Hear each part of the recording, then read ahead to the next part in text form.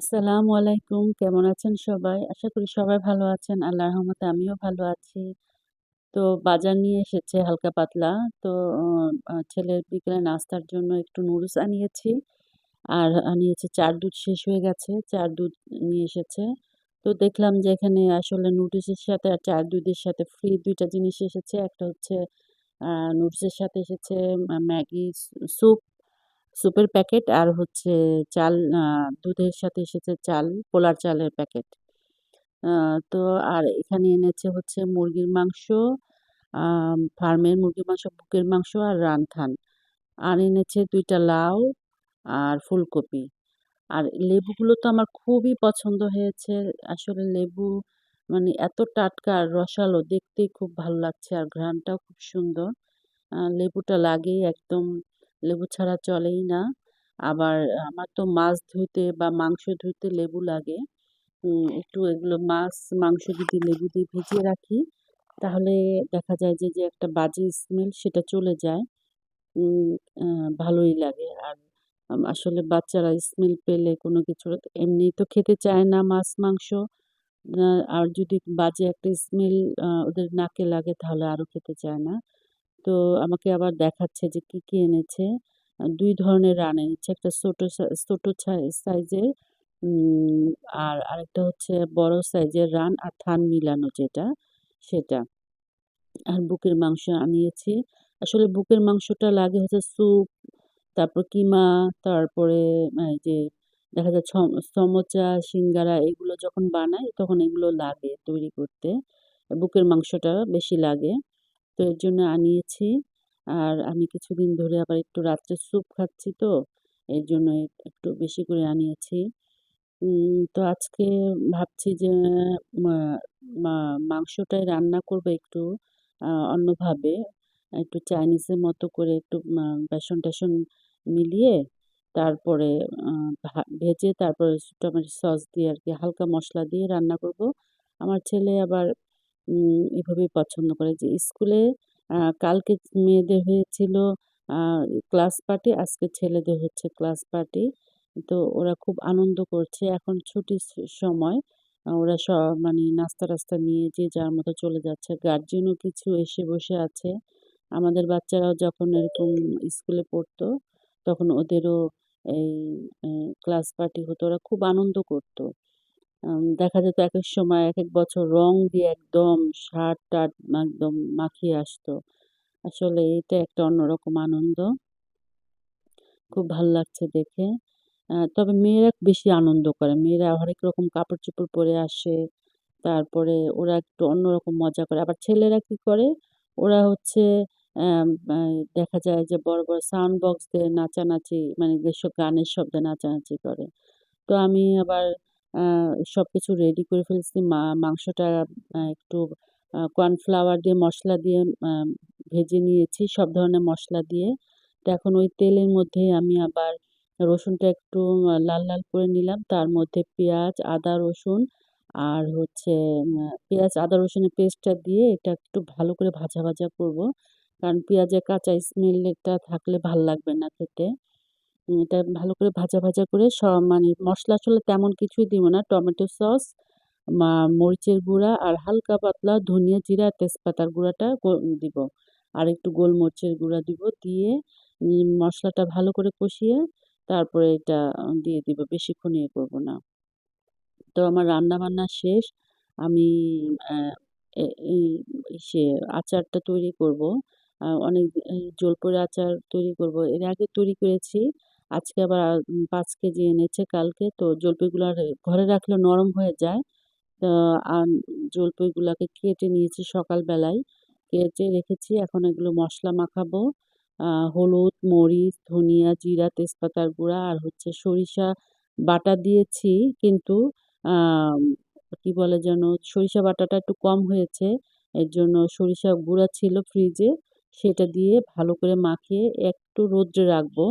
একবেলার মতো রৌদ্রে রাখবো। কারণ আ একটু গায়ের যে মসলার যে গায়ের পানিটা সেটা আরকি চলে যাওয়ার জন্য অ্যা একটু রৌদ্রে দিয়ে তারপর এটা আমি তেলের মধ্যে উম ভালো করে আরকি আ রান্না করে আরকি আচারটা করব। আমি রৌদ্রে মানে অনেক একটা আচার আছে না যে একদম মসলা-টসলা মাখিয়ে তেলের মধ্যে দিয়ে রৌদ্রে দিয়ে আচারটা তৈরি করে। এভাবে না, আমি চুলায় রান্না করে তারপরে আচারটা করব। আ কারণ ওইভাবে রৌদ্র এখন তেমন নেইও আর ওইটা একটা ঝামেলা আনা নেওয়া করতে। তো রৌদ্র দিয়ে হয়ে গেছে আমি এর মধ্যে তেলটা ভালো করে গরম করে আ তারপরে আম জলপাইগুলো দিয়ে দিলাম। আর আমি এই জলপাইর মধ্যে আস্ত ইম রসুন দিয়েছি। আমার কাছে ভালো লাগে। অনেক সময় আমি আদাটাও কেটে দেই, ওইটাও ভালো লাগে। কিন্তু আজকে আমি আদাটা আমি সরিষার সাথে বেটে দিয়েছি। তাই আর আজকে আদা কুচি দেইনি। আ আসলে এই আচার-টাচার বানাতে এক্সট্রা একটা ঝামেলা, এক্সট্রা সময় দিতে লাগে। এখন আর ভালো লাগে না। আগে একসময় অনেক আচার বানিয়েছি। আর আচার ছাড়া আমার ঘরে চলেই না। আ আমার হাসব্যান্ড খুব আচার পছন্দ করে। ঘরে আচার থাকতেই হবে। উম এর আগেও আমি ৪-৫ কেজি কিছুদিন আগে আমি জলপাইয়ের আচার করেছি। ওইটা আবার আ লেটকা আচার বলে না? নরম যেটা, সে আচারটা করেছি। আর আজকে একটু আস্ত করব। আর এখানে দিয়ে দিলাম ৫ ফোড়নের গুঁড়াটা। এটা উম সুন্দর করে দিয়ে ভালো করে নাড়াচাড়া করব। শেষের দিকে আমি একটু কালিজিরা আর হচ্ছে অ্যা বিট লবণ দিব। এটাকে ভালো করে নাড়বো। দেখেন অর্ধেক কিন্তু মানে হয়ে গেছে। এখন দিব চিনি। কারণ টক, ঝাল, মিষ্টি হবে। একদম টক আচার আমাদের ঘরে কেউ খেতে চায় না। টক, ঝাল, মিষ্টি হবে দেখে এখানে চিনি দিয়ে দিলাম ০.৫ কেজির মতো। দিয়ে ভালো করে নাড়াচাড়া দিয়ে আসলে আচার বানাতে হলে সামনে দাঁড়িয়ে থাকতে হয়। নাহলে নিচে লেগে যায়, খুব ভয় লাগে। উম আর মানে একটু লেগে গেলে এটা স্মেলটাও নষ্ট হয়ে যায়, স্বাদটাও নষ্ট হয়ে যায়। আচারটা ভালো করে নাড়াচাড়া দিয়ে দাঁড়িয়েই থাকবো। এখানে দাঁড়িয়ে কিছুক্ষণ পর নাড়া দিব আরকি। তো হয়ে গেছে আমার আচার। দেখেন তেল উপরে উঠে এসেছে। আর একটু কালিজিরা দিয়ে দিলাম। এই কালিজিরা যখন মুখে লাগে আচার খাওয়ার সময় খুবই ভাল লাগে। আর দিয়ে দিচ্ছি বিট লবণ যতটুকু ছিল। সুন্দর করে বিট লবণটা দিয়ে তারপরে মানে নাড়াচাড়া দিয়ে কিছুক্ষণ রেখে তারপর নামিয়ে ফেলবো। আসলে আচারটা অল্প আঁচে আমি করতেছি যাতে নিচে লেগে না যায় আর পানিটা যাতে ভালোমতো শুকায় এই কারণে। আচারটা অনেক মজা হয়েছিল। রান্না শেষ আচারটা এক সাইডে রেখে দিব চুলার উপরেই। তো এখন হচ্ছে সন্ধ্যার সময় আম মানে একটু ছেলেকে নাস্তা দিব। দুপুরে খাওয়া-দাওয়ার পর একটু রেস্ট নিয়েছি। রেস্টটা আসলে তেমন নেওয়া যায় না। দেখা যায় এই কাজ সে কাজ করতে হয়। আম আমার ওই সন্ধ্যার সময় মুরগিদের আ মানে যে আমার যে মুরগি, কবুতর ওদের আছে ওদেরকে একটু ঢাকা-টাকা দিতে হয়, খাবার দিতে হয়। তো এখন একটু ছেলেকে নাস্তা দিচ্ছি। আজকে শর্টকাট কারণ আজকে অনেক আমার ঝামেলা গেছে। এর জন্য ওই একবারই সিদ্ধ করে কড়াইয়ের মধ্যে একবারেই আমি ডিম দিয়ে দিলাম।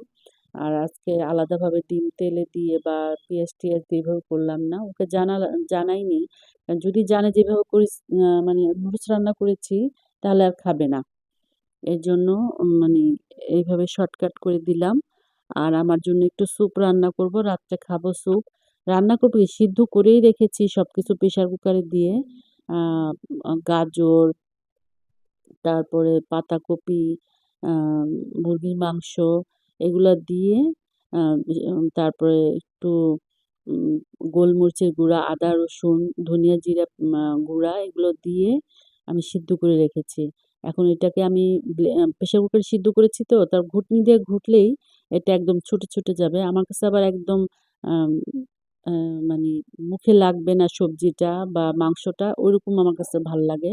স্যুপ মানে একদম গুঁড়া হয়ে যাবে। আস্ত থাকলে আমার কাছে ভালো লাগে না।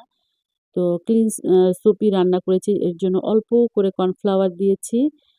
দিয়ে এখন দিয়ে দিলাম হচ্ছে ডিম। একটা ডিম ফেটে রেখেছি। ওই ডিমটা দিয়ে দিয়েছি।